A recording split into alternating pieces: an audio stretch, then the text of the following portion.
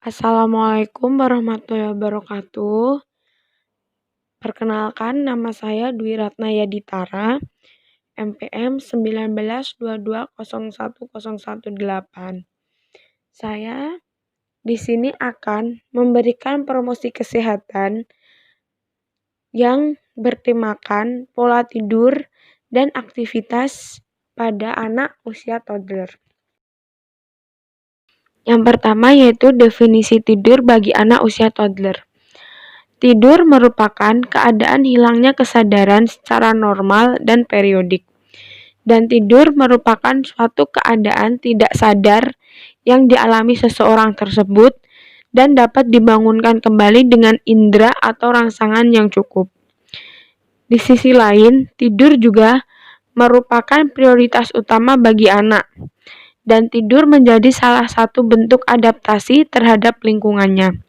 Tetapi dengan seiring bertambahnya usia jam tidurnya semakin berkurang, apalagi pada anak usia toddler ini yang berusaha ingin mencari tahu terkait dengan suatu yang terjadi. Maka dari itu perlunya dukungan dan bantuan dari lingkungan sekitarnya, karena pada saat tidur pertumbuhan otak anak akan mencapai puncaknya sehingga hormon pertumbuhannya menjadi meningkat 3 kali lebih banyak dibandingkan saat bangun. Lalu, definisi aktivitasnya bagi anak usia toddler yaitu perkembangan merupakan bertambahnya kemampuan atau skill dalam struktur dan fungsi tubuh yang lebih kompleks dalam pola yang teratur dan dapat diramalkan jaringan tubuh, organ-organ, dan sistem organ yang berkembang sedemikian rupa sehingga masing-masing dapat memenuhi fungsinya, meliputi 1. Perkembangan emosionalnya, 2. Perkembangan intelektualnya, dan ketiga, perkembangan tingkah lakunya. Lalu, di sini ada faktor yang mempengaruhi dari pola tidur dan aktivitas pada anak, yaitu ada 4 faktor. Yang pertama, faktor lingkungan adalah lingkungan dalam rumah atau kamar tersebut. Yang kedua, faktor internal dari anak itu sendiri, dan faktor genetik, faktor nutrisi, atau makanan dan minum yang diberikan oleh orang tuanya.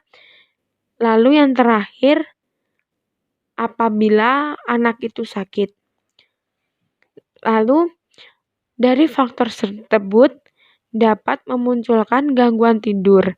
Gangguan tidur itu dapat menyebabkan masalah perilaku, emosi, mengantuk pada siang hari, mempengaruhi daya ingat anak mudah lelah, mengurangi aktivitas fisik, serta anak menjadi rewel, bahkan bisa menyebabkan anak mengalami tantrum.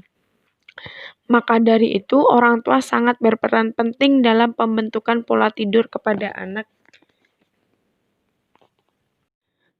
Baik, selanjutnya ada manfaat pola tidur dan aktivitas.